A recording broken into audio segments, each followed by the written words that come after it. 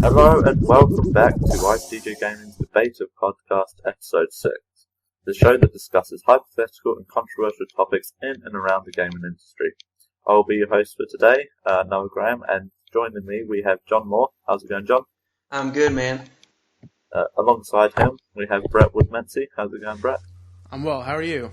I'm not too bad, it's good to hear that you're nice and well there. Oh, now my lovely voice. So we'll start off like usual with games that we've been playing, and we'll start off with you, Brett, because you're not on here that much. Alright, so I'm playing Disgaea 4, A Promise Revisited, on the PlayStation Vita right now. I really enjoy it. I played Disgaea 3 on the Vita, and it helps that I played a game before because the mechanics are right there, so you understand that, so it becomes much easier to play. And I like the presentation. The character sprites, they look really nice. The backgrounds and the art, they look very pretty. And I mean, it just has that awesome Disgaea gameplay with the geo blocks, geo panels, and all these like cool, unique little mechanics that separates Disgaea from other strategy RPGs. And I'm also playing Legend of Zelda: Majora's Mask. I'm taking a little break from that right now because Disgaea came out. But I'm about to enter the last temple, and I love this game. There's just so much adventure to it, and I try to use as little of a guide as possible because I want to experience everything myself firsthand, and it'll be all a surprise to me. Like, I'll get a mask, oh my gosh, I had no idea that I was going to get a mask, but just by doing this random task, I thought it was really cool. And it doesn't quite compare to other Legend of Zelda games for me, but it's still an awesome game nonetheless, even though I'm playing it 15 years late. Yeah, well, that's the thing with Zelda games. You can't play them with a guide. You have to just experience it without diverting any attention, really. Because solving those puzzles, they're usually something really simplistic, and and you kick yourself why you didn't get that. And I think that's part of the experience. To have a guide, you just sort of be cheating the game. And Legend of Zelda games are just so perfectly done that it'll be tarnishing the experience. Yeah, I agree. I'm sorry. I was to say, if you look at a guide, you can complete a game in maybe 20 hours. But if I don't look at a guide, I can spend that extra 10 to 15 hours getting lost in this really weird side quest that I had no clue existed.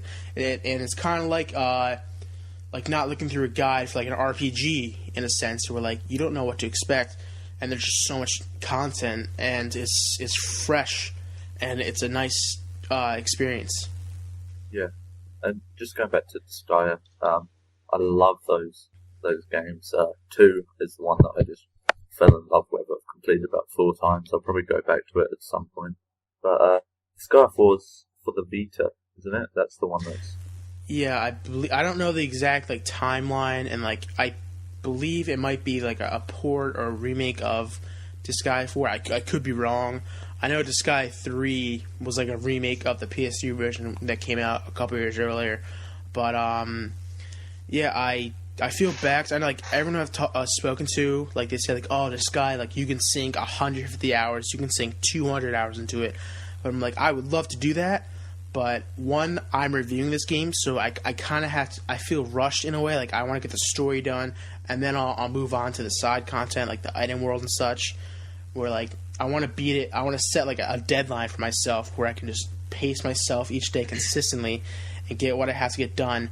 And then since it's the end of summer and there's not really any major releases right now, I'll probably get more invested in the world, because I think Disgaea 3 I put maybe 35, 40 hours into. Nice. And I would love to put 100 hours into a strategy RPG because you'll be getting your bang for your buck.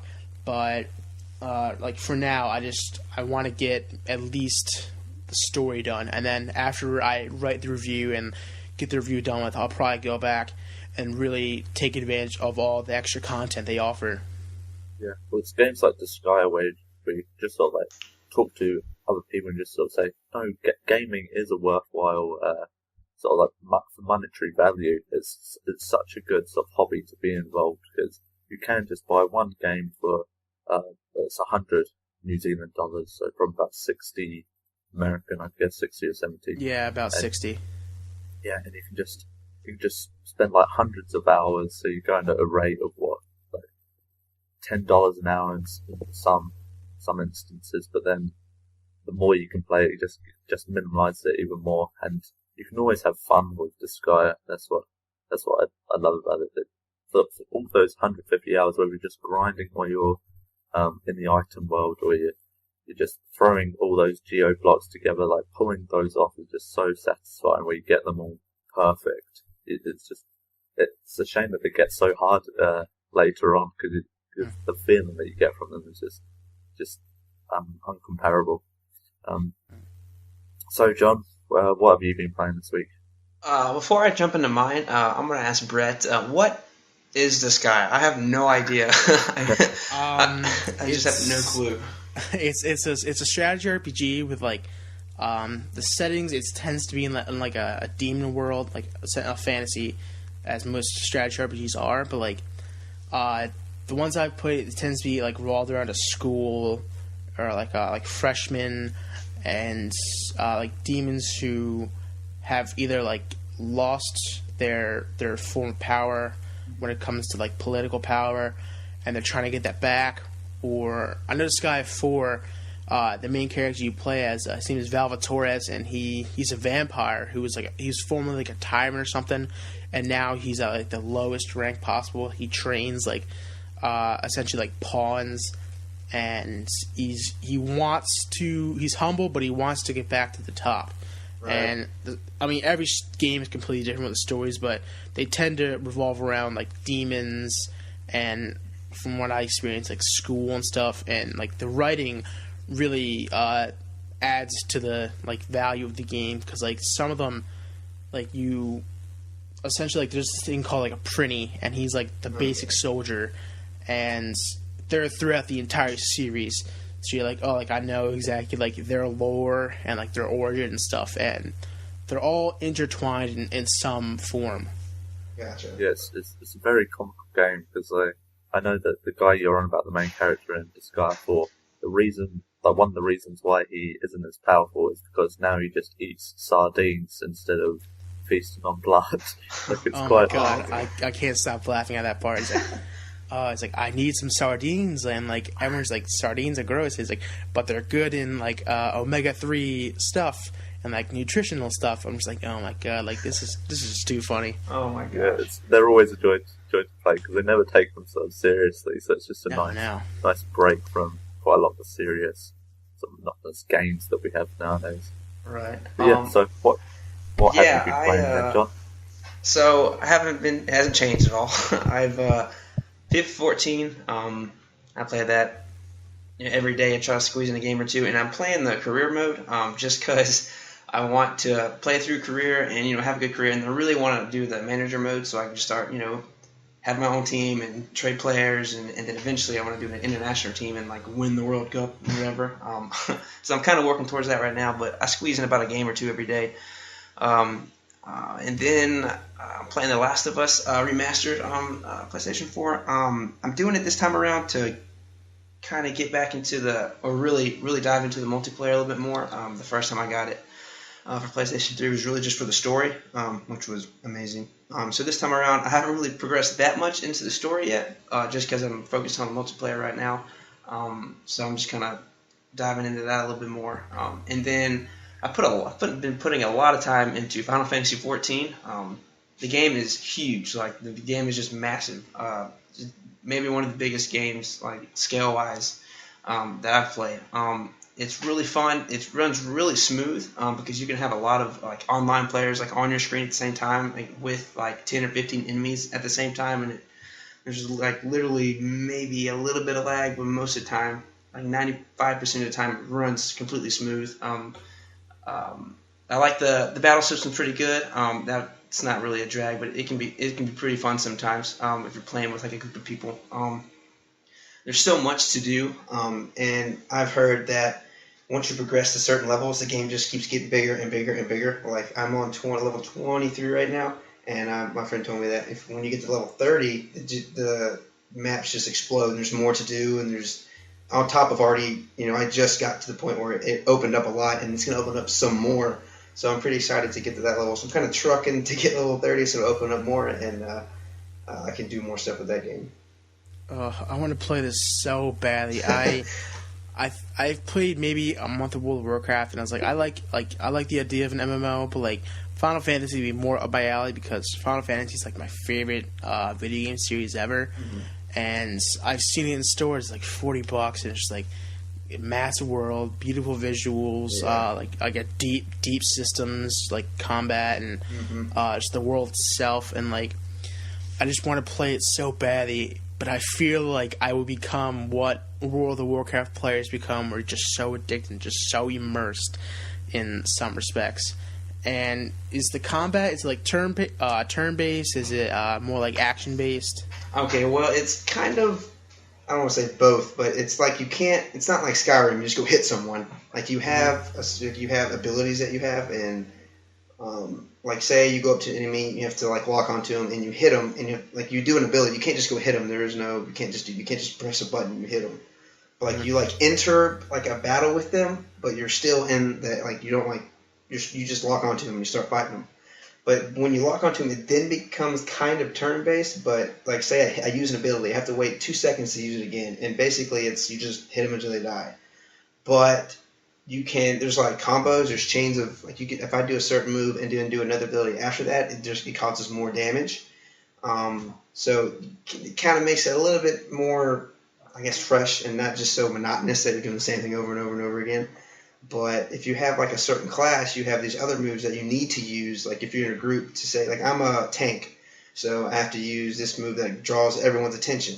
So now everyone's on top of me. So now I have a guard move that I can use that takes less damage, and then I can use my abilities I can chain those together to create more damage, and then I have to do my ability again that draws them in, so they don't go off and attack everybody else. So it's kind of, it can get a little repetitive, but I still that doesn't draw me away from it. I forget if that makes any sense.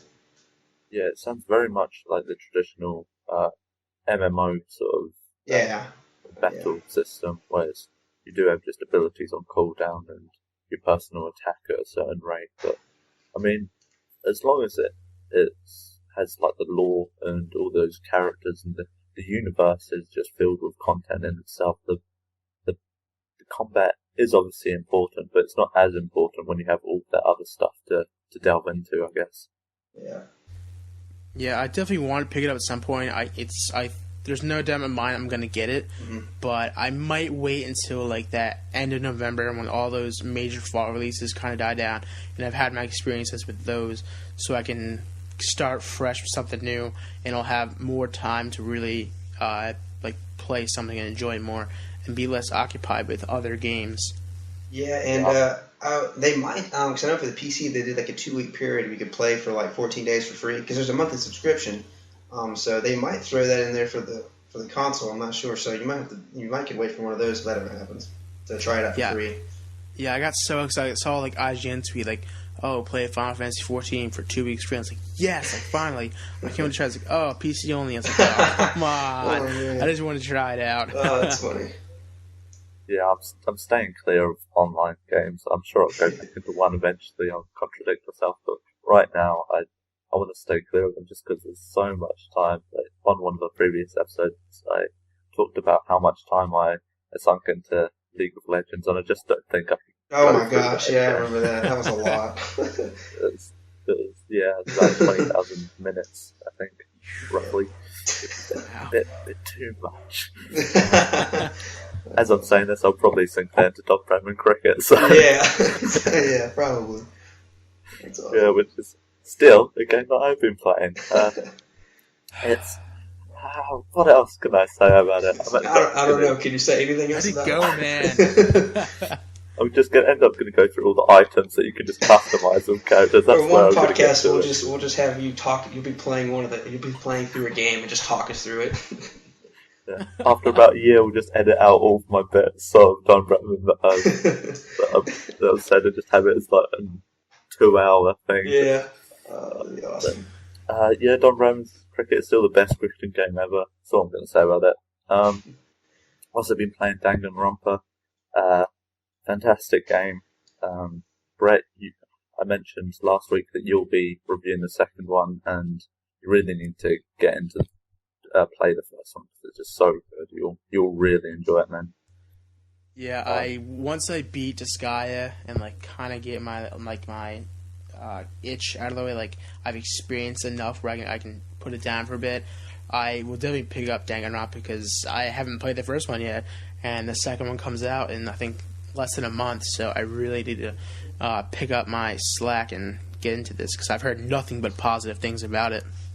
Yeah, there is something that you might enjoy, but I just thought was a bit too gamey for its style. Is when you go into trials, you have to people say statements and it's sort of like white text and a couple of words will be in orange and then a bit more white text. And what you have to do is you sort of have not revolver bit on the bottom left screen. There's sort of like a revolver chamber, and you have a key point, like a key statement, like a piece of evidence or something. And essentially, you have to shoot it through their statement if they've said something wrong.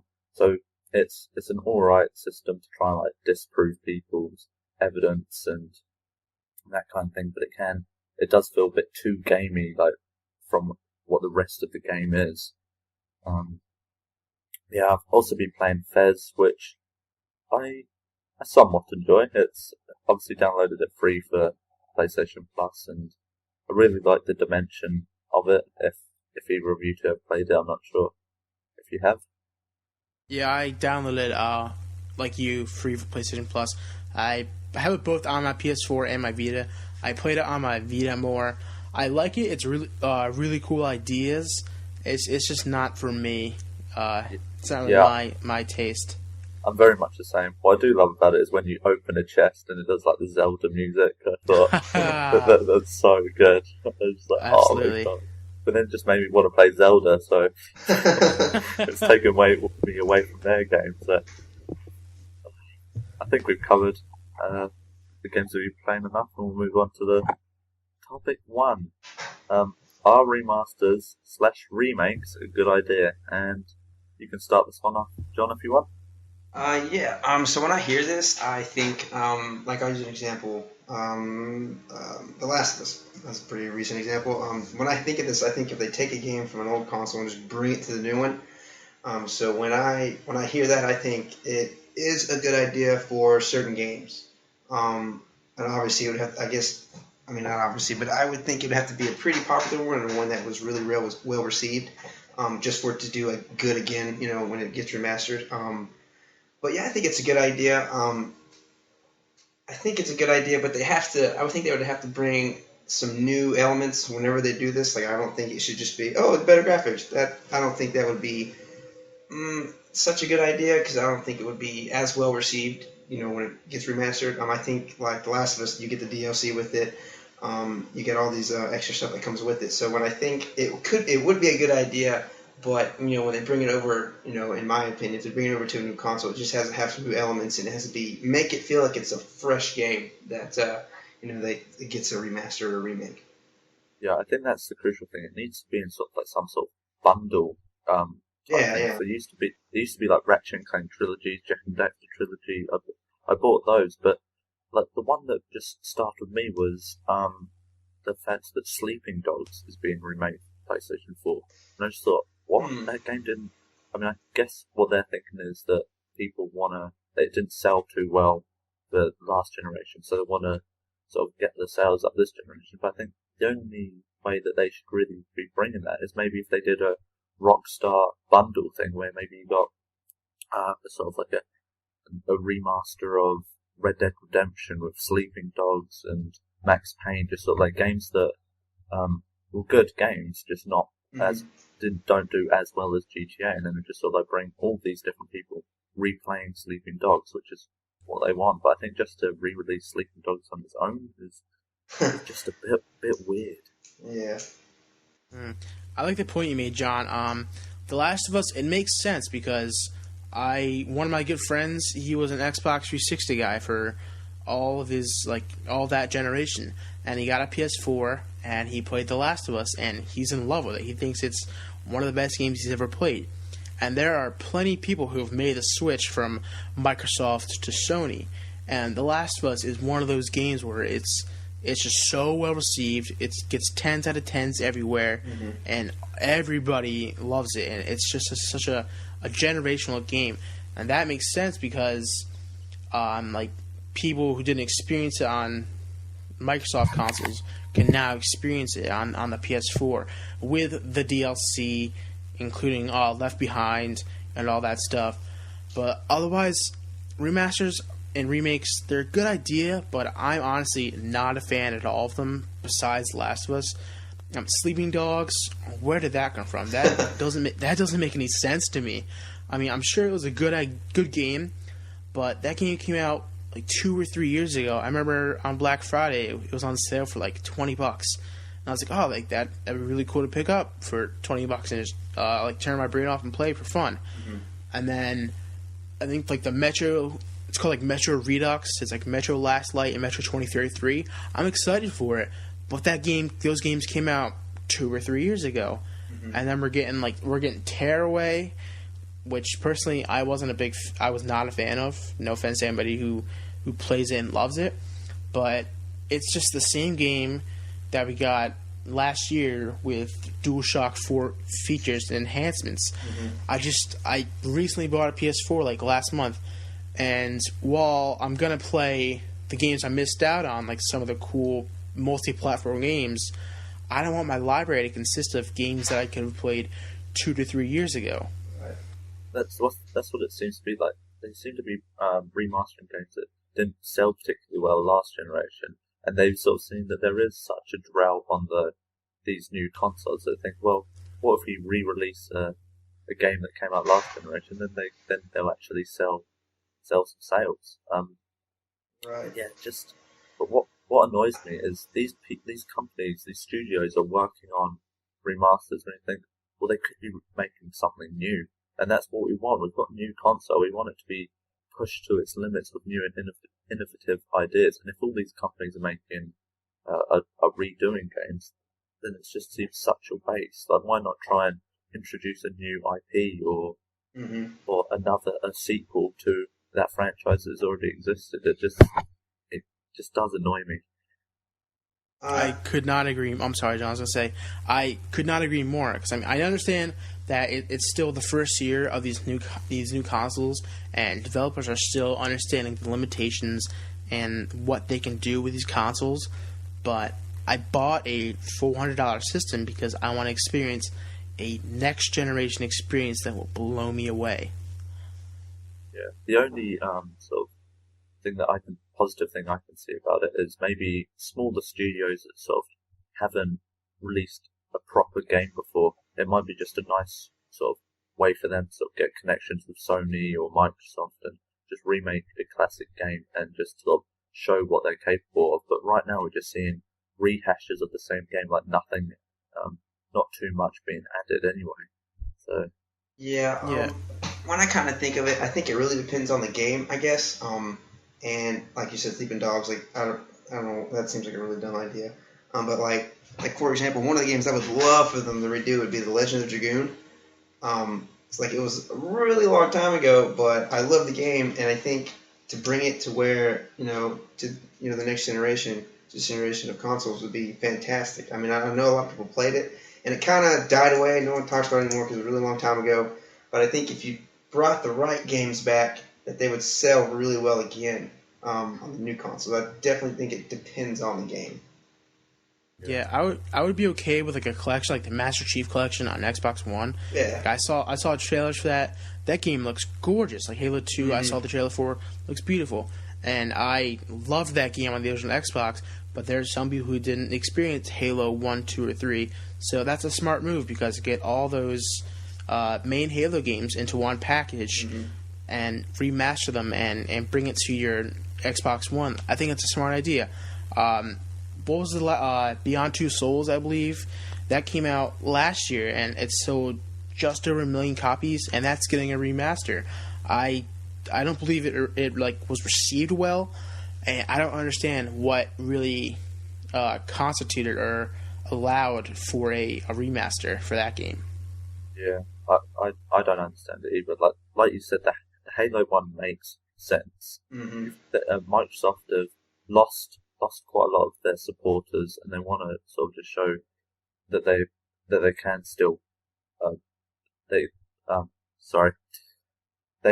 do have these great IPs that people love, and I think just to bring is it 5 or 4 of them just onto one game. I think that's just a great way to do it. Just have this massive bundle. Just to re-put it on to the Xbox One would be maybe for people who didn't actually. I mean, there's very few of them, but maybe people who didn't actually buy an Xbox 360 and went PS3 instead. So I think that's a good move. But like you said, just seeing these games like just weren't exactly classics from last generation be remade, just I don't see the point in it. Yeah. I think we've done that one. Yeah. So topic 2, will Xbox One catch up with PS4? So do you want to go first, John? Sure. When I saw this, I thought of Microsoft catching up to Sony, just generally. But I think my first answer would be no, just because it seems like recently PS4 has made a lot of the right moves. I would say in the past year or two, and I think that Microsoft Xbox One. I think they could. It just seems like they're behind a lot right now. So it would have to take something, revolutionary to like make people want to not, buy a PlayStation 4 or to just have a PlayStation 4 and then get an Xbox One just to bring them over. I think it would take way too much, to do that. And I don't think they're on. I mean, they're on the right track, but I don't think they're gonna catch up anytime soon. Like for a long time, honestly. Yeah, I don't see them I see them competing, but I don't see them catching up. I think PS4 has sold 10 million, and Xbox One so far sold around like 5 million or 6 million or so. Xbox One, it's going to sell. It's going to have those awesome exclusives, great multiplats that people have preferences for Microsoft. More power to you. People are going to buy the PS4 for their exclusives and multi-platforms in that system. More power to you as well. I think it's good to have competition, but I don't see the Xbox One really having an impact and really leapfrogging the PS4 in sales, especially with PS4 getting Uncharted, Bloodborne. I don't know if it's an exclusive or not, but Final Fantasy 15, maybe Kingdom Hearts 3 for sure. But again, I don't see it really catching up at all. Yeah, it seems. Just real quick. It seems like the Sony or PlayStation 4 gets all the better, or gets a majority of the better exclusives, in my opinion. Like you said, Uncharted, and then I guess The Last of Us. Like those are 2 huge games, and I think just they have the better exclusive overall. I was just going to say they're still suffering from the fallout from last E3 when they went to a gaming convention and said our new console is all about TV, and that just did not settle well with anybody. People and all their like DRM issues and sharing game issues and just all of those problems they're still trying to get over, because now when at Gamescom they announced that Tomb Raider was exclusive. I think it's now turned out to be timed exclusive. But when they announced it, even though they'd got this great franchise exclusive, people just sort of saying, well, why'd they do that? What horrible people, like they're just excluding all these PlayStation people just so that they can get one up, and it made them seem really petty. If Sony had done that, and because of how Sony has acted these past year, that they seemed like just for the gamers, and we were just like, oh yeah, go Sony. They want to really show that they're the better console, and I just think the relationship has been damaged so badly with consumers that they won't be able to make it up this generation. That they're just going to always be behind just because of how they acted within those first couple of months of their announcement. They just isolated all of their Xbox 360 fan base, or the majority of it anyway, for potential customers who weren't really invested in the gaming genre, not gaming genre, but sort of gaming franchises anyway. Yeah, I think it would have to take either a huge move by Microsoft, like the Halo thing is a great idea. It'd have to take a really big, like even bigger than that, big idea that's kind of launched them to where they could get close to maybe getting closer to Sony, or they would have to have a huge just like fallout, and then have to make just terrible moves going forward. But I don't really see that happening.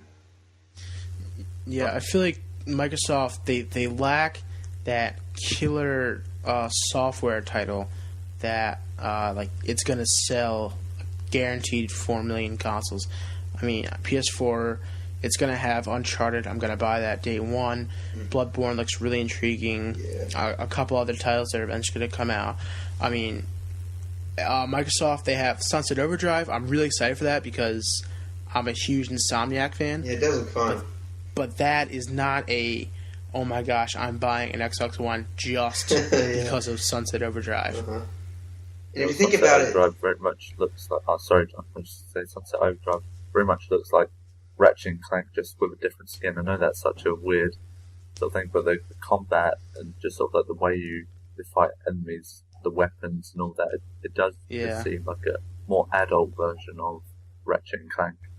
and I was just say real quick, if you think about it, this is still only the first year that they've been out. So like we already have a handful of great games that are coming out. So I think this will draw a bunch of people into the PlayStation 4, and then from then out they'll just keep shooting out all these good games from every year.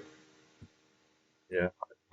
Another thing that's hurt Microsoft so badly is like where are they looking to take the Xbox? Like with Sony, they just said this is for the gamers. With Xbox, they said this is for people. We want to take over the whole home, so this is for people who like to watch movies and TV and that. And then and obviously the inclusion of Kinect, sort of like get that more of a general consumer base. Mm-hmm. But they've now scrapped Kinect, so that the gamers that they got rid of at the start of their announcement, they won't be coming back. And now that they've gotten rid of Kinect, all those general consumers that they were after won't be interested now. So it's just, where are they wanting to go? I know with them, they're now sort of saying that we are all about the games, but I just think it's too little, too late, and they've just got to try and just do the best they can and hopefully come back strong next generation. Because like Brett said, competition is obviously great. We don't want Sony to get lazy, because we saw what happened when Sony got lazy during the PlayStation 2 era. They released the PS3 for what, $1,000, and think you're paying that much, buddy? No. And it's funny because like the PlayStation 4 has, you can watch Blu-rays on there. They have all these apps to watch, baseball games and hockey games and a bunch of sports apps on there. But they don't lead with that. That's just there when you buy it. So I think Xbox has a lot to learn to get to where they need to be.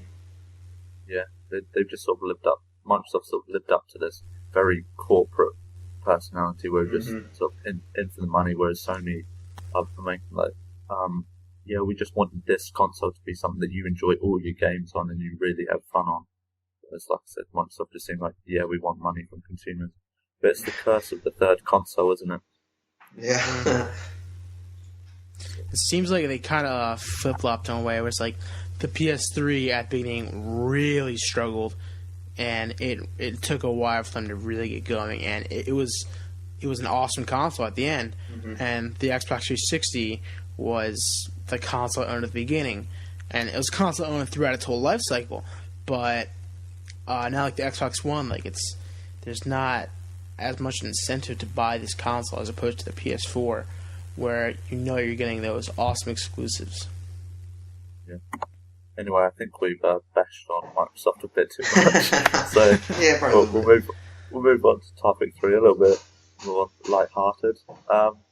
What gaming character would you like to be and why? And start off with you, Brett.